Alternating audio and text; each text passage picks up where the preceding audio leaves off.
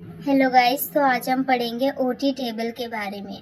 OT table यानी कि operation theatre table, ये एक स्पेशली डिज़ाइंड टेबल होती है जो कि ऑपरेटिंग रूम्स में यूज़ की जाती है ताकि सर्जरी हो सके। बिना ओटी टेबल के सर्जरी हो ही नहीं सकती। तो इस वीडियो में हम जानेंगे ओटी टेबल के बारे में, कौन सा मटेरियल होता है, किस टाइप की होती है, कौन कौन सी पोजीशंस होती है, वो सब देखेंगे। तो जो ओटी टेबल का टाइप है ये दो तरीके की होती है। एक होती है इलेक्ट्रो हाइड्रोलिक और दूसरी होती है मैनुअल हाइड्रोलिक। इलेक्ट्रिक वाली रिमोट कंट्रोल से चलती है एंड जो मैनुअल वाली होती है उसे हम हाथ से ही कंट्रोल कर सकते हैं। नेक्स्ट आ जाता है ओटी टेबल का जो मटेरियल होता है, तो ये स्टेनलेस स्टील का बना होता है ताकि कोई भी रस्ट ना लग सके टेबल के ऊपर, वरना टेबल खराब हो जाएगी। जो ओटी टेबल का मैट्रेस होता है वो मैट्रेस फोम का या फिर रबड़ का ही होता है, जिसकी जो विड्थ है वो 3 to 4 इंच होती है, जिससे कि पेशेंट आराम से उस पर स्टेबल रह सके और सर्जरी के दौरान कोई भी दिक्कत ना आए। नेक्स्ट है जो ओटी टेबल के पार्ट्स। ये आप एक ओटी टेबल देख रहे थे।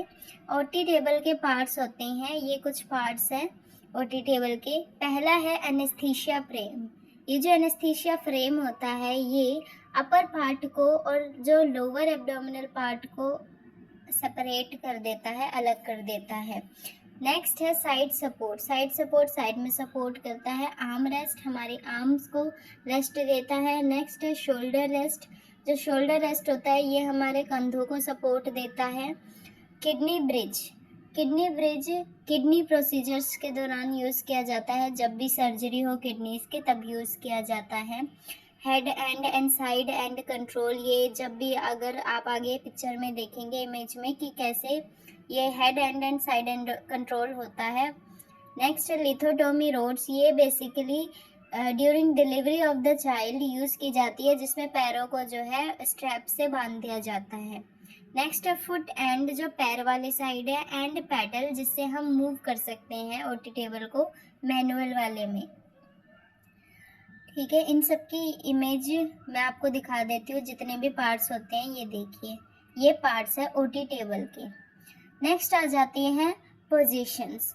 अलग अलग पोजीशंस बना सकते हैं हम ओटी टेबल से। पहली है हेड अप या फिर एंटी ट्रेंडलेनबर्ग, जिसको रिवर्स ट्रेंडलेनबर्ग भी कहते हैं। ये ईएनटी या फिर हेड या नेक की सर्जरीज में यूज़ की जाती है। ये पिक्चर है, इसकी जो बी वाला है इसमें हेड अप है, तो ये रिवर्स ट्रेंडलेनबर्ग है। नेक्स्ट है हेड डाउन या फिर ट्रेंडलेनबर्ग पोजीशन। ये पेल्विक रीजन की सर्जरीज में यूज़ किया जाता है ज़्यादातर, जिसमें जो हेड है वो नीचे की साइड होता है, डाउनवर्ड्स होता है। आप पिक्चर में भी देख सकते हैं, यहाँ पे जो हेड है वो नीचे की तरफ है और जो पैर है वो ऊपर की तरफ है।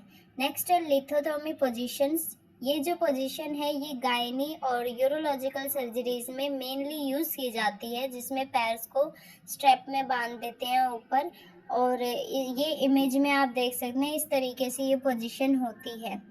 नेक्स्ट होती है kidney bridge. Kidney bridge position भी कर सकते हैं, जो कि किडनी ऑपरेशंस के टाइम पे ज़्यादातर यूज़ की जाती है ताकि उस एरिया को रेज कर सके, जो फैट होता है वो हट जाए और सर्जरी में इजी हो। नेक्स्ट है फोल्डर्स या फिर सिटिंग पोजीशन। जो ओटी टेबल है उसको हम इस तरीके से कर सकते हैं कि पेशेंट की सिटिंग हो सके। ये ज़्यादातर शोल्डर, ईएनटी या फिर क्रेनियल सर्जरीज में इसका यूज़ होता है। ये रही फोल्डर्स पोजीशन। नेक्स्ट आ जाती है हमारे पास लेटरल पोजीशन, जो कि किडनी ऑपरेशंस के टाइम पर यूज़ की जाती है। पेशेंट को जो है लेटरली लेटाया जाता है। लंग हिप सर्जरीज में इसका मेनली यूज़ होता है।